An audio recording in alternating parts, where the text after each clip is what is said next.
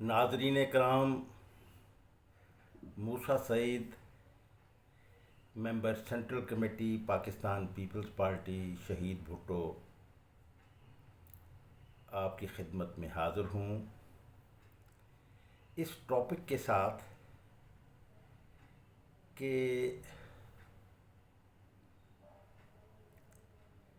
امریکہ کو آج جو رسوائی ہوئی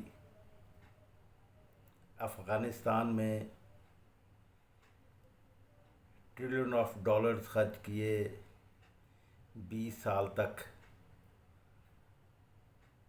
طالبان کو مارتے رہے اور 3.5 لاکھ کی اپنی حامی فوج تیار کی، لیکن وہ بتاشی کی طرح بیٹھ گئی اور امریکیوں کو رسوا ہو کر نکلنا پڑا۔ اگر اسے شکست فاش کہا جائے، امریکہ اور اس کے اتحادی ممالک کی، جس میں خاص طور پر امریکہ انڈین پارٹنرشپ کے بڑے کھلاڑی یا ایکول کھلاڑی، انڈیا کو بھی بہت مالی نقصان بھی برداشت کرنا پڑا۔ اربوں روپے کے منصوبے، انویسٹمنٹ کی غارت چلی گئی۔ رسوائی سے بچ سکتے تھے۔ میرے نزدیک، میں یہ ایک انالیسز پیش کر رہا ہوں کہ مولانا فضل الرحمان نے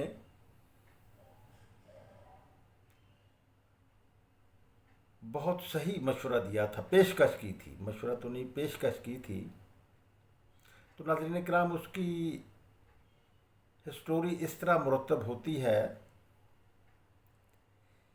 کہ وہ ڈاٹس کو ملانے سے کہ مولانا کی ایک ویڈیو موجود ہے یوٹیوب پر، اس میں وہ اپنے کارکنوں سے خطاب کر رہے ہیں۔ تو انہوں نے واقعہ بتایا کہ میں وزیر اعظم کے وہ تھے، مقرر کیا جانا تھا، تو میں بھی الیکشن لڑنا چاہتا تھا وہ پارلیمانی اصول کے مطابق کہ قومی اسمبلی جس کو چاہے۔ تو مولانا بھی فضل الرحمان گیمر تو ہیں، پولیٹیکل گیمر ہیں، تو انہوں نے بتایا کہ میں صدر جنرل پرویز مشرف کے پاس گیا، یا مجھے بلوایا صدر جنرل پرویز مشرف نے، اور مجھے کہا کہ تم الیکشن نہ لڑو۔ میں نے کہا میں کیوں نہ لڑوں؟ میرا کانسٹیٹیوشن رائٹ ہے، اگر میری مدد نہیں کر سکتے تو آپ پریزیڈنٹ ہیں، آپ نیوٹرل رہیں۔ تو اس پر برملا کہا، بقول مولانا فضل الرحمان صاحب کے، یہ ان کی سپیچ کا حصہ ہے، کہ انہوں نے کہا کہ میں نے کہا میں کیوں نہ لڑوں؟ تو جنرل پرویز مشرف نے کہا کہ امریکی تمہیں نہیں چاہتے کہ تم وزیر اعظم بنو۔ تو ناظرین کرام، اس کے بعد پھر میں نے ڈاٹس کو جوڑا، ریسرچ کی، تو میرے سامنے ویکی لیگ کا وہ انکشاف آیا، جس میں امریکی سفیر پاکستان جو خاتون تھیں، ان کا لیٹر، کہ انہوں نے اپنے ہیڈ کوارٹر کو لکھا، یعنی واشنگٹن ڈی سی کو لکھا، کہ مولانا فضل الرحمان مجھ سے ملے تھے اور انہوں نے پیشکش کی ہے کہ مجھے وزیر اعظم، امریکہ مجھے وزیر اعظم بنوا دے، تو میں افغانستان میں امریکہ کے منشا اور مرضی کے مطابق طالبان سے معاملہ طے کروا دوں گا۔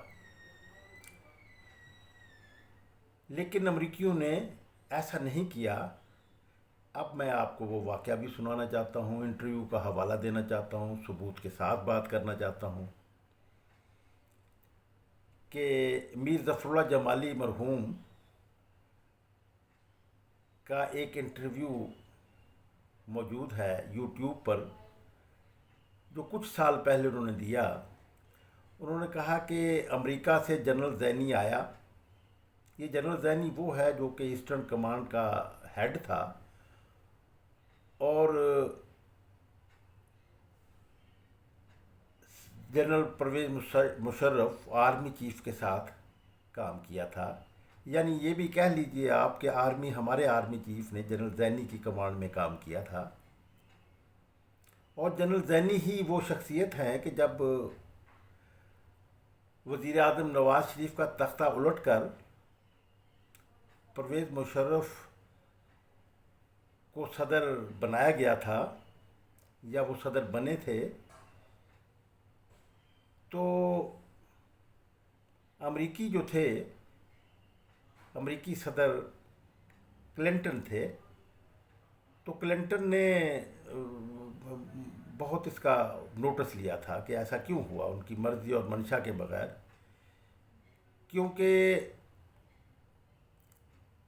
میاں نواز شریف نے امریکیوں سے یہ کہا تھا کہ میں آپ کے ایجنڈے پہ کام کرنا چاہتا ہوں، لیکن آرمی میرا ساتھ نہیں دے رہی۔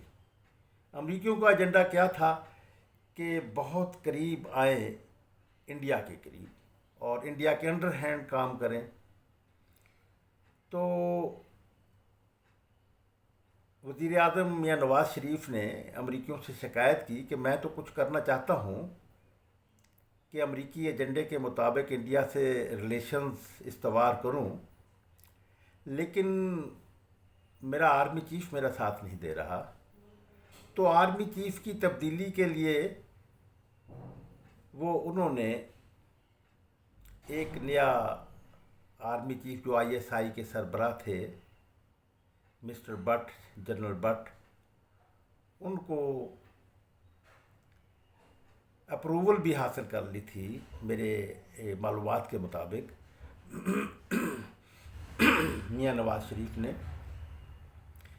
یہ میاں نواز شریف اور ISI کے سربراہ بٹ جو تھے، جنرل بٹ، یہ امریکہ گئے تھے یہ کو ہونے سے پہلے، جب ان کو chief of the army staff مقرر کیا تھا میاں نواز شریف نے۔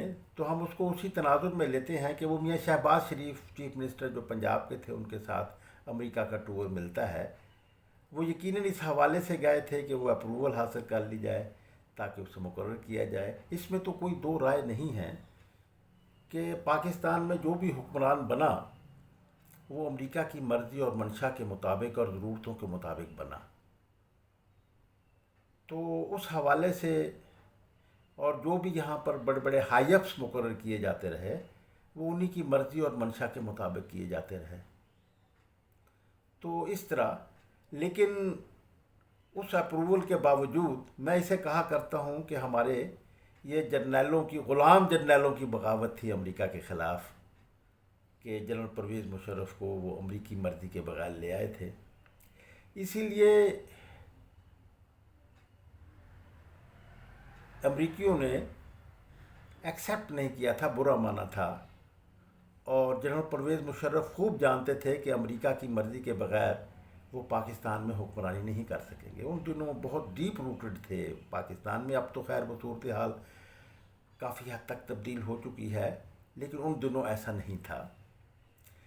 تو اس لیے پھر وہ جنرل زینی کو ہی درمیان میں ڈال کر، جو اگرچہ ریٹائر ہو گئے تھے، لیکن وہ کیونکہ وہ بہت اہم شخصیت تھے، تو انہی کو ضمانت کے طور پر ڈال کر یہ امریکہ کو یقین دہانی کروائی تھی جنرل پرویز مشرف نے کہ میں میاں نواز شریف سے بھی زیادہ مفید ثابت ہوں گا امریکیوں کے لیے۔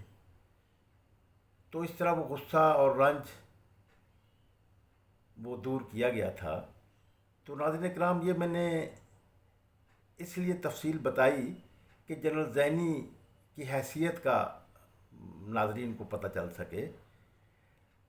تو میر ظفر اللہ جمالی نے کہا کہ جنرل زینی کو پاکستان بھیجا گیا، وہ جنرل پرویز مشرف سے ملا، اور دوسرے دن مجھے پاکستان کا وزیر اعظم بنا دیا گیا۔ ناظرین کرام، یہ یوٹیوب پر آپ سرچ کر سکتے ہیں انٹرویو، لاسٹ انٹرویو مسٹر میر ظفر اللہ خان جمالی. آپ اس کا سرچ کر لیجئے، آپ کو یہ ملے گا. تو میں یہ بتانا چاہتا ہوں کہ جیسا کہ اپنے ایک تقریر میں ورکرز سے خطاب کرتے ہوئے یہ سچ کہا مولانا فضل الرحمان نے کہ مجھے صدر پرویز مشرف نے منع کر دیا تھا کہ امریکی تمہیں نہیں چاہتے، الیکشن مت لڑو. اس کے بعد پھر مولانا جو تھے وہ اس خاتون امریکی سفیر سے ملے تھے اور امریکی سفیر سے کہا تھا کہ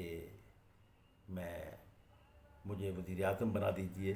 اگر یہ پیشکش قبول کر لیتے تو یقیناً مولانا فضل الرحمان اس پوزیشن میں تھے، میں یہ سمجھتا ہوں، کیونکہ دیوبندی مکتبہ فکر سے تعلق رکھنے والے ہی تو طالبان ہیں.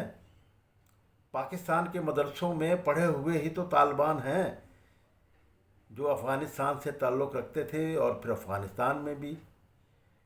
تو مولانا فضل الرحمان جو ہیں وہ پاکستان میں دیوبندی مکتبہ فکر کے نمائندہ ہیں.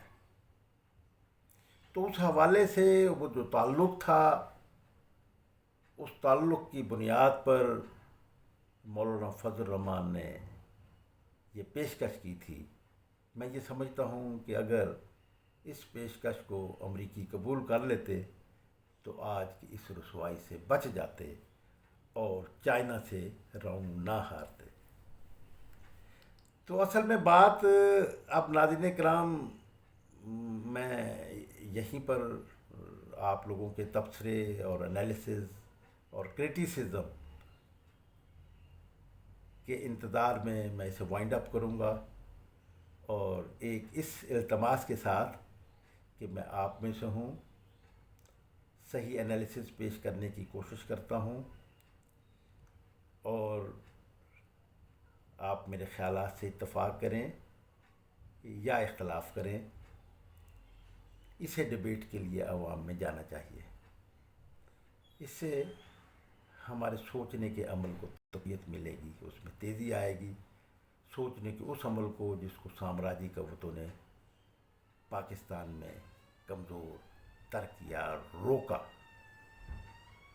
کیونکہ ہم انالیسس کرنا سیکھیں گے، اس میں آگے بڑھیں گے تو پھر فیوچر کے معاملات کے بارے میں اندازے صحیح لگا سکیں گے اور اپنے ملک کے مسائل حل کر سکیں گے.